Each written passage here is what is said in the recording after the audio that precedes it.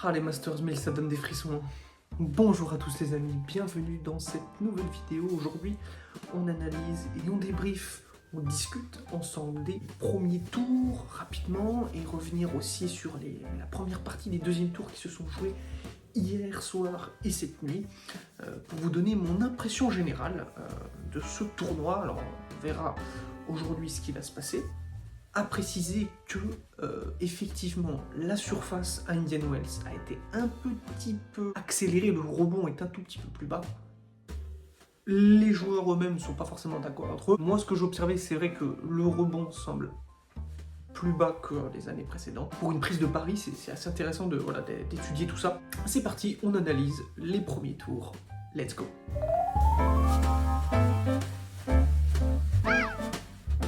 Alors dans les premiers tours qui ont été marquants, je vais mettre en premier lieu Joao Fonseca, évidemment, qui a été ce que l'on attend d'un top 3 mondial, top 5 mondial. C'est-à-dire dans le dur, face à un Jacob Fernley qui a joué le feu, un coup droit, sa prise Kachanovesque, un bon service, il se déplace très bien. Il gagne le premier set, je pense Fernley n'est pas dedans. Bon, derrière Fonseca ne joue pas vraiment le deuxième, on sait pas trop pourquoi, baisse de régime. Et là il perd 3-1 dans le troisième, je me dis bon, là ça va être compliqué, il va pas s'en sortir. Et finalement, il s'en sort l'ami Joao Fonseca en 3-7, où il revient et il a décidé d'accélérer le jeu, il a décidé d'arrêter de faire des fautes. Fernley qui se crispe un petit peu pour le débreak.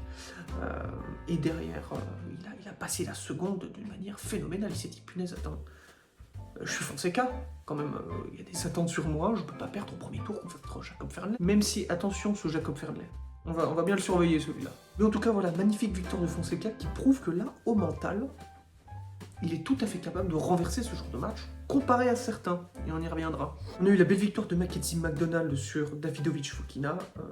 Davidovich Fokina, vous vous souvenez de mes premières vidéos, l'ampoule qui s'allume et qui s'éteint, et ben là, c'était on-off, et puis off à la fin. Il a un peu donné le match, mais, et contre des joueurs comme McDonald qui reviennent bien. On est sur un peu les mêmes stéréotypes de joueurs que les Giron, les Brooksby.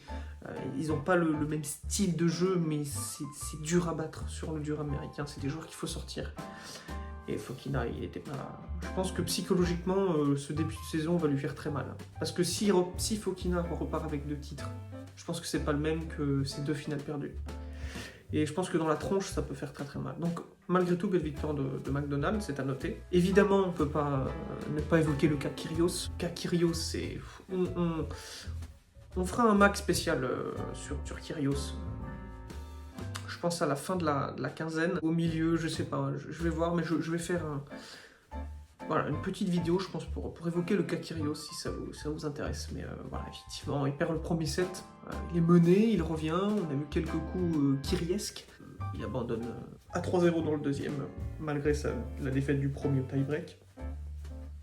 Et puis on le voit ému, il pleure parce qu'il est blessé. Donc ça fait un petit peu mal au cœur pour Kyrgios. Mais... Bon, c'est comme ça. C'est pas trop. Alors, on en reparlera plus en profondeur du cas Kyrgios, mais en tout cas, Van de Zandschulp qui est passé qui affrontera Djokovic d'ailleurs aujourd'hui au deuxième tour. Belle victoire également de Gaël Monfils qui était tout à fait solide face à Jan Lennart Struff. Il a fait exactement ce que j'attendais de lui, notre ami Monfils, qui, je pense, a toutes ses chances face à Grigor Dimitrov. Jan Lennart Struff, voilà, le niveau... Voilà, on est sur un décrescendo de la part de Struff, et mon fils, lui, qui a été solide, voilà, il a réussi à lui jouer, et voilà, c'est exactement ce que je pensais que mon fils allait faire. Ça lui donne confiance pour la suite, et il est tout à fait capable d'aller embêter Dimitrov aujourd'hui, notre ami Gaël. Belle victoire aussi de David Goffin, mais bon, j'ai aussi envie de dire, belle défaite de la part de Lorenzo Sonego, qui est quart de finaliste à l'Open d'Australie, où on se dit que cette année va être intéressante, et c'est catastrophique le match qu'il a produit contre Goffin. Break des breaks. Alors Goffin a plutôt bien retourné, mais Sonego qui a produit un tennis très très loin de ce qu'il nous a produit à l'Open d'Australie quand il sort Fonseca là en 5-7. Non, c'était pas bon du tout de la part de Sonego. Belle victoire de Goffin tout de même, mais c'était pas terrible. Dans ce cas de figure, Benjamin Bonzi et Arthur Hinderknecht qui se sont fait sortir. Alors Benjamin Bonzi dans un match difficile face à Brooksby qui revient bien, mais bon, il y a du débreak dans le 3e set, dans le 2e c'est pareil, ça se précipite. On sent que dans les moments importants, ça perd ses moyens. Et encore une fois, je dis pas que c'est facile. Une foule pour Brooksby, etc. Le mec revient, il fait un tennis qui est compliqué à appréhender. C'est pas très beau à voir, mais qu'est-ce que c'est efficace. Donc, pas facile de jouer face à un Brooksby dont on sait pas vraiment le niveau. Premier set qui est pas bon du tout, et après il se remet à jouer. Mais Bonzi doit le gagner ce match. Il doit le gagner. Et Rinderknecht contre Borges, ben, c'est pareil. Il perd le premier, un peu, trop facilement. Il gagne le 2e, et pareil, dans le 3e, ça... Psychologiquement, nos Français n'ont pas tenu cette cadence-là, et je trouve que c'est dommage. Parce que le début de saison de ces deux joueurs n'est pas flamboyant. Mais quelque part, ça récompense Borges pour son très bon début de saison. Et Brooksby, je suis content qu'il revienne à ce niveau-là, parce qu'il a eu que des galères. Et puis, le dernier match intéressant pour moi des premiers tours, c'est celui de Quentin Alice qui a fait le boulot propre, nickel, contre Carreño Busta. Je ne le voyais pas passer au premier tour. Alice, je pensais que physiquement ça allait être dur et que Carreño Busta reviendrait à un niveau top 50. Il s'est fait passer à la moulinette par Quentin, donc je suis super content qu'il continue de jouer comme ça. Très très bonne performance de Quentin Alice. Pour les 2e tours, Kei Nishikori qui a fait un très bon match contre Bounard, dans la difficulté, dans la douleur. Donc voilà, des premiers tours plus ou moins avec des surprises. Et les choses évidemment deviennent toujours intéressantes quand les têtes de série arrivent, donc c'est-à-dire pour les 2e tours. Une chose dont je peux être fier, c'est que j'avais prédit dans l'analyse des tableaux la défaite de Zverev contre Griekspoor qui a eu lieu. Pour moi, la première surprise, c'est la victoire de Talon Griekspoor sur Alexander Zverev. Parce que Griekspoor a fait des choses extraordinaires et je pense qu'il va s'en sortir. Ça sera récompensé. Mais ouais, je serais content qu'il passe. Et on va pas revenir sur le cas Zverev. Qu'est-ce que vous voulez dire? Sert pour le match dans le 2e set. Fait un jeu absolument immonde. Perd le tie-break sur un tie-break immonde. Après, on repart dans un 3e set serré. Griekspoor qui break. Tension, Griekspoor qui sert pour le match à 6-5. Zverev qui débreak. Tension de la part de Griekspoor qui ne conclut pas. Mais vous savez, c'est la récompense encore une fois. C'est le mental, c'est le travail. Griekspoor, je vous l'ai dit, attention. Ceux qui suivent les vidéos depuis le départ, j'ai dit Griekspoor, attention. Cette victoire contre Medvedev, cette victoire contre un tel. Victoire contre Zverev, il avait perdu la dernière fois. Et ben là, il le remporte le match. Le travail, la persévérance. Et Griekspoor a fait encore une fois, il a fait encore un énorme match. 3-7. Énorme. Je veux bien qu'on dise ce qu'on veut sur Zverev. Je veux bien qu'on dise oui, mais à un moment donné, les faits sont là. La saison de Zverev est catastrophique. Prendre Griekspoor dans cette forme-là, oui, c'est pas un cadeau. Mais quand on mène un set, un break, quand on est numéro 2 mondial, c'est toujours la même chose. C'est que c'est impossible de faire ça. C'est impossible, c'est impensable. Voilà. Le match, il l'a en main. Et il nous refait la même chose. Je ne sais pas ce qui se passe dans la tête de Zverev. Je ne comprends pas. Et moi, je le redis, je ne vois pas comment il peut gagner un titre de Grand Chelem. Je ne comprends pas. Voilà. Donc, bravo Griekspoor, qui confirme que j'avais raison de le faire passer, de faire éliminer Zverev très tôt dans le tournoi. Pour moi, c'est normal. Voilà. Pour moi, il n'y a rien de... Voilà, il n'y a rien d'affolant, pour moi c'est tout à fait normal. La persévérance d'un Griekspoor qui continue, qui avance, il est mené mais il continue, il avance, il joue, il embête, il essaie d'accélérer.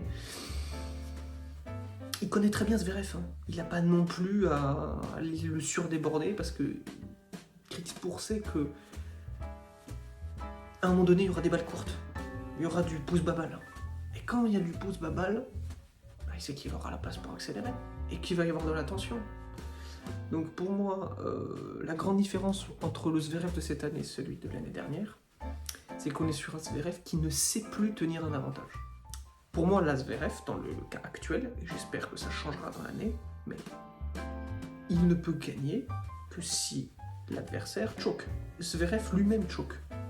Zverev, il nous fait des performances de top 50 mondial, de top 100 mondial, c'est-à-dire de gars qui ont la peur de gagner, qui ne savent pas gérer les émotions. Voilà. Fukic, Ben Bonzi, voilà, des joueurs qui sont dans cette partie, on va dire, se font trop mou du classement, et qui, voilà, c'est pas évident de finir les matchs, parce que c'est vraiment pas évident de finir les matchs déjà au niveau amateur. Alors imaginez au niveau professionnel, mais on parle de Zverev. Il a des titres en Masters 1000, des finales de Grand Chelem, etc. On est sur un premier tour, pour lui, mais deuxième tour en Masters 1000. Je ne comprends pas. Je ne comprends pas, voilà. Donc, numéro 2 mondial, tête de série numéro 1. Est-ce qu'il porte bien sa tête de série? Je pense que non. Mais en tout cas, bravo Griekspoor pour cette victoire que j'avais prédite. Voilà. Autre tête de série qui n'a pas tenu son rang, c'est Jiří Lehečka. C'est curieux parce que, vous voyez, quand j'ai fait la vidéo d'analyse du tableau, j'avais mis Lehečka qui battrait Tommy Paul. Mais aussi curieux que ça puisse paraître, hier, quand j'ai fait mon combiné, j'ai parié sur Norrie. Enfin, sur le set de Norrie. Pour vous dire que j'étais pas totalement confiance en Lehečka, et on sait que c'est un piège, hein, ce bon vieux Cameron Norrie. Parce que, voilà, quand je fais l'analyse des tableaux, je regarde la forme du moment, bon, et quand je fais des paris, c'est pour ça que je distingue toujours, quand on analyse les tableaux, on analyse de manière générale, un peu sur la forme globale des joueurs, et c'est vrai que je prends pas forcément en compte la météo, le rebond de la balle, etc., les résultats précédents entre les deux joueurs, etc. C'est vrai que je fais un peu ça au feeling, on va dire, sur les tableaux. Et hier, du coup, quand je faisais mes combinés, j'analysais tout ça, et je me dis, je pense que Norrie va au moins remporter un set. Alors le premier set me fait mentir, je me dis, bon, bah finalement, Lehečka est chaud, et finalement, bah, Norrie lui retourne le crâne. Comme j'avais pensé, finalement, juste avant le prono. Donc oui, donc lui n'a pas tenu les promesses que je lui avais données dans l'analyse de mon tableau. Mais belle victoire de Norrie, voilà. Mais Norrie, c'est un joueur pénible, c'est pour ça qu'il va être dangereux, ce petit Cameron. Et quand même, je suis déçu de la part de Lehečka, parce que, en fait, il se laisse rentrer dans le crâne, quoi. Il se laisse rentrer dans le crâne, et c'est dommage, parce qu'il a pris une victoire contre Alcaraz. Bon, c'est vrai qu'il se fait laminer contre Humbert, mais là, pour le coup... ça fait quand même tâche de perdre contre Norrie, qui a quand même bien redescendu depuis quelques années, mais qui revient bien, et qui finalement nous prouve que il est capable de faire des performances à ce niveau-là encore, parce qu'on se rappelle quand même qu'il avait remporté ce trophée, Cameron Norrie. Cette défaite prématurée de Casper Ruud, que je voyais... moi, je le voyais passer contre Giron. Je vais vous dire la même chose que pour Norrie. Premier bord du tableau, Casper Ruud. Vu le niveau de jeu qu'avait proposé Giron contre Shapovalov, pour moi, Casper Ruud passait. Et par exemple, dans mon combiné hier, j'ai mis le set de Giron. Parce que, encore une fois, rebond plus bas, donc plus simple pour les joueurs qui ont moins de spin. États-Unis, quand je me suis dit, ouais, bon... il est tout à fait capable d'aller lui prendre un set. Et donc le set de Giron est tout à fait plausible. Je n'ai pas parié sur la victoire de Casper, pour vous dire. C'est que ces analyses de tableau, c'est un tout petit peu différent. Et quand on analyse bien, voilà, vraiment les confrontations, machin, c'était des confrontations toujours un peu... voilà. Giron l'avait déjà battu, bon. Et là, premier tour Indian Wells. Giron qui joue contre Ruud, il va se la coller parce qu'il est comme ça, c'est un joueur qui est comme ça. On est tout à fait capable de hisser son niveau de jeu de manière drastique contre des joueurs mieux classés. Qu'est-ce qu'il a bien servi? Il a bien servi, il a tenu l'échange, il a accéléré quand il fallait, et puis surtout il a eu le mental pour conclure. C'est vrai que ce top 10, la tête de série 1 et la tête de série 4 qui partent au deuxième tour du premier Masters 1000 de l'année, waouh! Ah, ça fait mal quand même. Hein. Ça fait mal. Franchement, ça fait mal. Toutes les autres têtes de série qui ont tenu leur rang, la belle victoire d'Arthur Fils qui a matraqué Gabriel Diallo. Diallo. J'avais prédit à tort que Fils n'allait pas lancer sa saison à Indian Wells. Eh bien, je suis très heureux qu'il m'ait fait fermer ma bouche. Très belle victoire d'Arthur Fils contre un Diallo peu concerné, j'ai trouvé, mais surtout un Arthur Fils qui a cadenassé ce match, 2-2.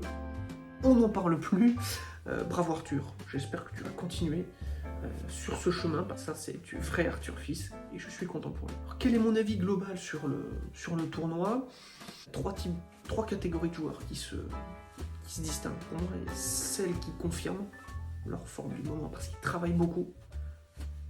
Je pense à Borges, je pense à Tsitsipas, je pense à Griekspoor, je pense à Humbert, je pense à Alice, je pense toujours à des mecs comme Giron.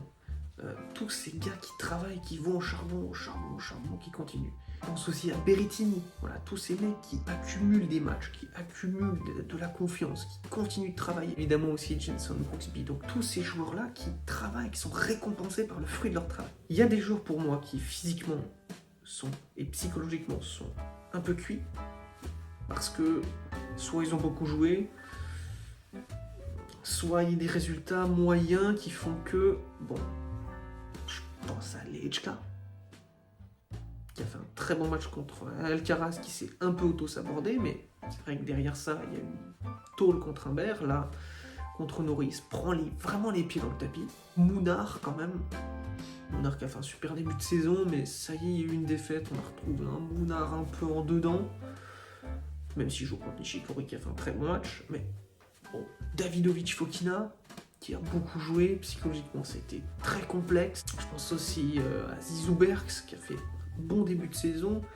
Bon, il se prend Popirine, c'est pas évident à jouer Popirine, mais Bergs a breaké, il se fait débreaker, bon, il est beaucoup moins propre qu'au début de saison, donc voilà, une catégorie de joueurs qui ont montré des choses, mais qui arrivaient à ce moment-là, ont peut-être beaucoup joué, et là c'est peut-être difficile de tout assumer. Et il y a des joueurs qui lancent leur saison. Je pense à Tiafoe. Je pense à Fils. Je pense aussi quand même à Mikkelsen, hein, même s'il a déjà montré quelque chose, mais là je trouve que ce qu'il a proposé contre Colton Smith était vraiment intéressant, et je pense que ça peut vraiment le porter. Je pense aussi à Musetti, qui a eu un match pas évident contre Safioline. Musetti qui s'en est bien sorti. Moi je l'avais mis perdant face à Opelka, parce que je pensais qu'Opelka battrait Safioline, mais Opelka était vraiment pas à la hauteur. Et c'est bien parce que ça permet de raviser son jugement, même s'il avait gagné contre Djokovic, notamment, Ryan Opelka. Je pensais pas que Musetti reviendrait à ce niveau-là avec les blessures qui l'ont embêté. Donc peut-être que ça va lancer sa saison, à Musetti aussi. Et je pensais aussi à Popirine, qui peut lancer sa saison, parce que le début de saison est vraiment pas très bon. Et une victoire comme ça sur Bergs, voilà, verre à moitié vide, verre à moitié plein. Hein. Je pense qu'un Bergs fatigué, qui a beaucoup joué, et il arrive sur Indian Wells peut-être un peu rincé, et on a de l'autre côté un Popirine qui lance sa saison. Et j'ai hâte de voir ce que ça va donner pour l'Australien. Donc voilà pour l'analyse des premiers tours et de la première partie des seconds tours. On a encore beaucoup de matchs aujourd'hui. N'hésitez pas à me dire ce que vous en avez pensé dans les commentaires, si vous êtes plus ou moins d'accord avec mon analyse globale des matchs. Je ne suis pas rentré dans les analyses très techniques, très tactiques des matchs, parce que voilà, ça nécessiterait de vraiment focus sur un ou deux matchs, et je trouve que pour les premiers tours, c'est bien de parler un petit peu de tous les joueurs et de voir un petit peu le ressenti de ce que ça a donné. Évidemment, une fois qu'il y aura moins de matchs, on pourra plus se focus sur l'aspect technique, sur l'aspect tactique des matchs. Donc voilà, n'hésitez pas à me dire ce que vous en avez pensé, les amis. Aujourd'hui, il y a encore des matchs. On se retrouve soit demain, soit après-demain pour la fin de l'analyse des seconds tours et le début des troisièmes tours. Ou sinon, on se reverra peut-être dans 3 jours pour faire l'analyse des deuxièmes et des troisièmes tours. Donc voilà, je vous souhaite à tous de bons matchs, de bons visionnages. Je sais tes matchs. Et à plus tard les amis.